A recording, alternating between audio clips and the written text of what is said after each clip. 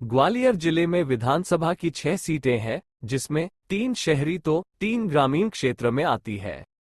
यहां बीजेपी और कांग्रेस दोनों ही पार्टियों के नेताओं ने अपनी अपनी जीत के दावे किए हैं।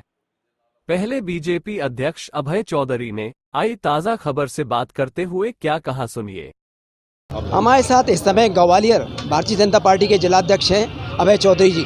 उनसे जानते हैं कि यहाँ की विधानसभाएं हैं, मुख्यतः जो ग्वालियर जिले में पड़ती हैं, 4 जो शहरी क्षेत्र में आती हैं, उनमें किस तरह का रिस्पॉन्स मिल रहा है और भारतीय जनता पार्टी कहाँ पर रहेगी? देखिए, 3 सीटें हमारे यहाँ ग्वालियर शहर में हैं जी। और तीनों में ही इस समय भाजपा की लहर चल रही है। कोई कहीं से कोई व्यवधान नहीं है। जो हमने काम किए हैं, हम लोग काम के लिए अपने वोट मांग रहे हैं और निश्चित रूप से हमारे जो प्रत्याशी हैं वो बहुत ही शालीन सौम्य हैं सब, चाहे वो नारायण सिंह जी हों, चाहे हमारी मामी जी हों, चाहे प्रदम सिंह जी हों। लेकिन देखा जाता है जब टिकट बढ़े थे तो उस समय भितरघात का भी डर था, कुछ लोग और भी पार्टी से मांग रहे थे टिकट। क्या लगता है सब संग में है? देखिए, पार्टी जो जिंदा पार्टी है, इसमें एक प्रत्याशी नहीं, कई लोग उसके उम्मीदवार होते हैं और सब लोग अपना अपना प्रयास करते हैं। और जागृत पार्टी है चूँकि, तो निश्चित रूप से उसमें ज़्यादा प्रत्याशी हैं और सबने मांगते हैं। पर हमारी पार्टी का एक नियम और उसूल है कार्यकर्ताओं का कि जब एक को टिकट मिल जाता है सब लोग उसके लिए काम करते हैं। जैसे कि माया सिंह हैं जिनको आपने टिकट दिया है ग्वालियर पूर्व से, वो फिर 10 साल बाद आई हैं, लेकिन कुछ लोग जो कार्यकर्ता थे उनकी भावनाएं तो आहत हो गई ना उससे। नहीं, ऐसा नहीं होता। मामी जी सबकी आदर की केंद्र हैं और मामी जी को निश्चित रूप से सब लोग उनके संग हैं और मामी जी बहुत वोट से जीत रही हैं। तो क्या है, सफलता मिलेगी बीजेपी को 3 सीटें मिलेंगी। Thank you. जबकि कांग्रेस के जिला अध्यक्ष देवेंद्र शर्मा ने कांग्रेस की जीत का दावा किया है। ये भी बताया कि ऐसा विश्वास क्यों है। इस समय हमारे साथ कांग्रेस पार्टी के जिला अध्यक्ष श्री देवेंद्र शर्मा जी मौजूद हैं। उनसे ही जानते हैं कि इन विधानसभा में क्या स्थिति कांग्रेस की रहने वाली है। दूसरा, जहां तक शहर की विधानसभाएं हैं वो उनके ही क्षेत्र में आती हैं, तो क्या रिस्पांस मिल रहा है मतदाताओं का? देवेंद्र जी बताएं क्या स्थिति है? ग्वालियर की जो शहर की 3 सीटें हैं वो पहले भी हम लोग जीते थे। 18 के चुनाव में हमने 3 सीटें जीती थी और इस बार फिर हम 3 सीटें जीत रहे हैं। पिछली बार जो है ग्रामीण में 1 सीट रह गई थी, 2 जीत पाते हैं, लेकिन इस बार हम जो है ग्वालियर ज़िले की 6 की 6 सीटें जीत रहे हैं। क्या जो आपके यहाँ कुछ लोग पार्टी से टिकट भी मांग रहे थे और ऐसा मालूम पड़ा है क्योंकि भीतर कुछ सीटों पर हो रहा है, उसके लिए क्या आपने इससे रणनीति बनाई है? हमारे यहाँ कहीं भी कोई भी भीतरघात की स्थिति नहीं है।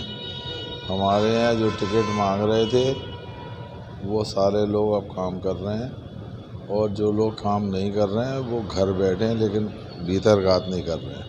जैसे कि बीजेपी की कई योजनाएं, जैसे लाडली बहना योजना है और अन्य योजनाएं, उनका कहना है कि हम हर महीने जो गरीब लोग हैं उनको अनाज भी दे रहे हैं, तो क्या इससे प्रभाव पड़ेगा? कि आप लोग क्या इसमें प्रावधान अपना रहे हैं? ये बात हम जो है ग्वालियर की जनता को पिछले 1.5 साल से समझा रहे थे कि बीजेपी चुनाव के टाइम पर आपको प्रलोभन देगी, और वही चीज़ जो है ग्वालियर की जनता को दिखने लगी जब लाडली बहना आई। एक बात बताओ, जब कोरोना काल में लोगों के यहाँ घर में खाने को रोटी नहीं थी, लोग जो है परेशान थे, तब इनने कहा कि हम माफ़ कर देंगे बिजली के बिल और आप चिंता मत। लेकिन इनने ना कोई बिल माफ़ किया, जैसे तैसे अपने स्वास्थ्य को बरकरार रखते हुए हॉस्पिटलों से पीछा छुड़ा के आदमी काम पर जा नहीं पा रहा था। ऐसी परिस्थितियां काटने के बाद जब निकल के आए कोरोना से, तो ऊपर से बिजली के बिल और ठोक दिए गए उनके ऊपर। लेकिन तो आपका कहना है कि कांग्रेस 3 सीटें जो शहरी क्षेत्र की भी जीत रही है और ग्रामीण क्षेत्र में भी अपना वर्चस्व कायम रखेगी, लेकिन बीजेपी का भी कहना यही है कि वो भी कह रही है शहरी क्षेत्र में हम 3 सीटें जीतेंगे, तो क्या किसकी बात सच्ची मानी जाए?